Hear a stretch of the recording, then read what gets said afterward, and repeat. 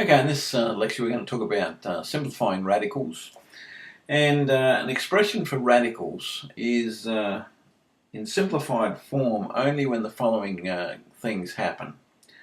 Alright, there's no factor raised to the power, so here's our conditions. Alright, no factor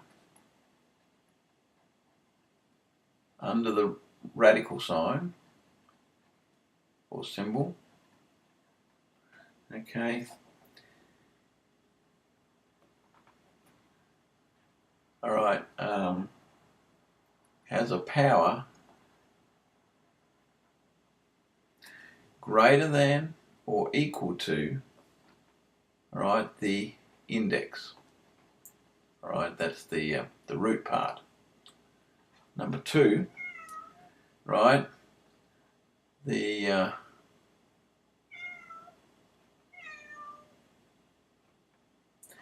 radicand, that's the part underneath the sign, right, has no fractions.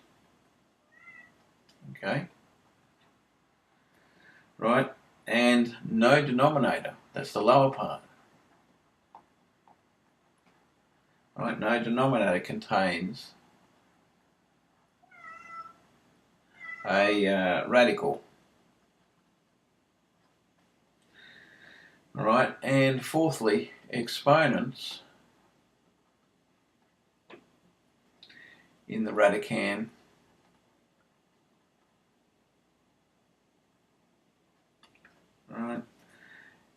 and the index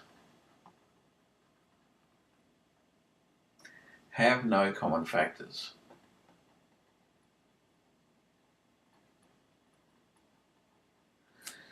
Right, and finally, okay, all indicated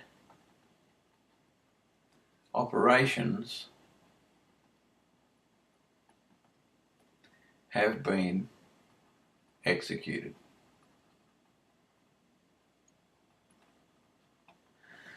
Alright, so let's look at some practice of this.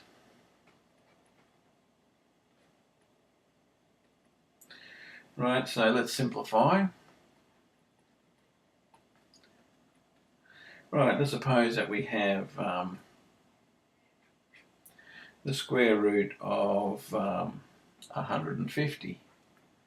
Well, this would be the square root of 25 times 6.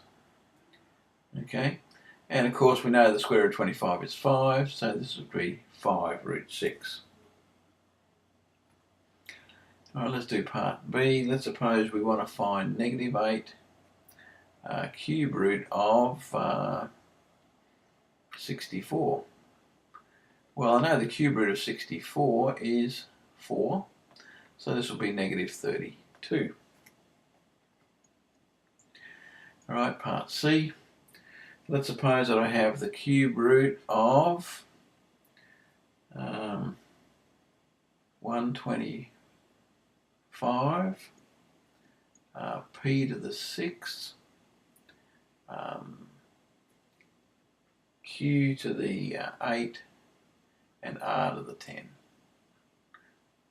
Okay, what we have here is the cube root of 125, of course, is 5. 5 by 5 by 5. And now the cube root of p to the 6,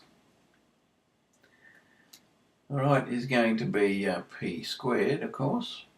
And the cube root of this one here, so let's break it into two parts here. So now we're going to have a q to the 6 by q squared is 8. So let's try something a bit, or cube, yeah. So we want the cube root of this. So this will be, let's do it by 2. I'm looking for a factor here, that's 3 will go into this number here.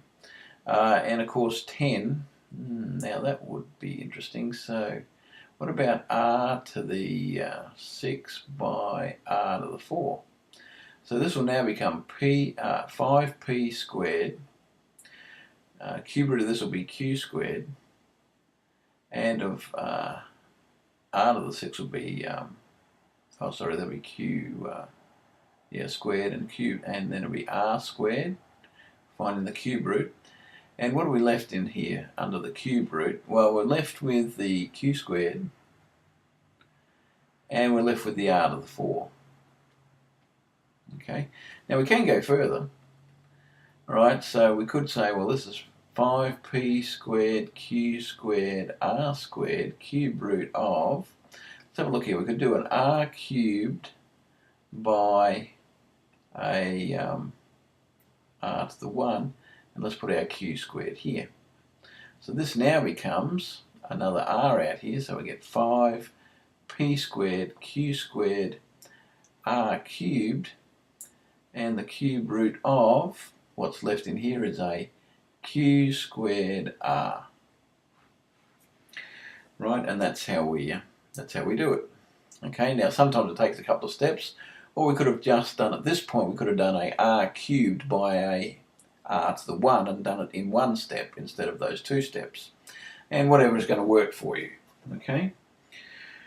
Alright, so let's talk a little bit about operations with radicals.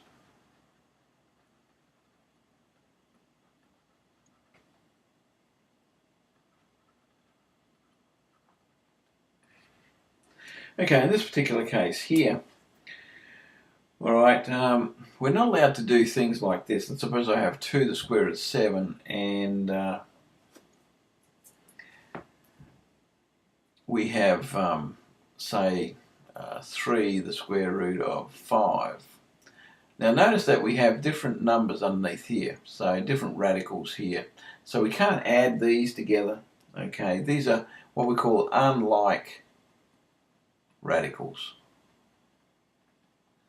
Okay, we can only add like radicals. So our objective is to always see if we can reduce radicals down to like radicals, and then we can apply the operations to them. Okay. Another difference here as well, of course, is this. 2 square root 7 is certainly different to 2 cube root 7. These are also unlike radicals. Right, so we can't do anything with those. Right, so let's look at an example of where we can actually start applying some operations. And again, we are going to either add or subtract here. Okay. Alright, add or subtract. Now, let's suppose we have something like 7 square root of 3ab minus 2 square root of 3ab. Now these are like radicals, so since we are like radicals, we just call this part x if you like, so it's just 7x minus 2x, which would be 5 square root of 3ab, and that's how we would add them. Right, let's look at part B. Let's suppose we have the square root of 75 xy cubed minus y the square root of 12 xy. Right, now they don't look similar at this point, but let's suppose I bring out, well, let's break this other one down. This would be the square root of 25, which is a perfect square, by a y squared, which is a perfect square, by xy, because y squared by y is y cubed, minus, and let's see if we can make this one simpler. Well, we have 4, which is a perfect square, by 3, 4 3s are 12, xy. So we'd have this. So this is now going to become equal to 5y, and we have a square root of Oh, 75 would be need a 3 here. So notice 75 is 25 times 3. Alright, we have the x here, and we have a y squared, and a y gives me y cubed. So I'd have a 3xy in here, minus a y, square root of 3xy, and this would in fact be 4y, square root of 3xy. Okay, so you have to be careful, make sure you don't leave any factors out. Alright, what if we have something like this? Let's suppose we have the cube root of 81, x to the 5, y to the 7, plus cube root of 24, x to the 8, y to the 4. Right, now again we start looking for breaking this down into perfect squares, so this would be the and perfect cubes in this case. Alright, so let's have a look. 81 could be 27 times 3, so what else we got here?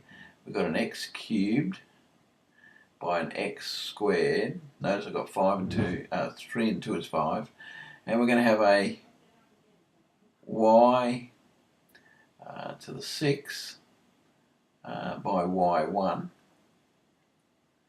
plus, let's have a look, we got here now 24, so we want the cube root of, let's have a look here, 24, perfect cubes in 24 would be 8, and there would be a 3. Alright, and of course here we would be an x to the 6 and an x squared, and we'd have a y cubed by a y. Okay, so when we do this, the cube root of 27 is 3. Okay, so this is going to be equal to 3 cube root of, what have we got left in here? We're going to have a, let me do it here.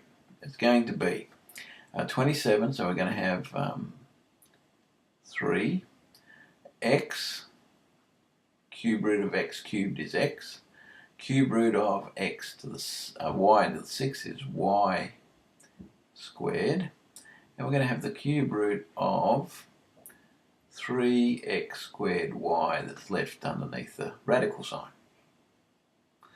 Right, plus, alright, that's what we've got here. So we're going to have a 2, we're going to have a x squared, and we're going to have a y, and we're going to have a cube root of 3x squared y here.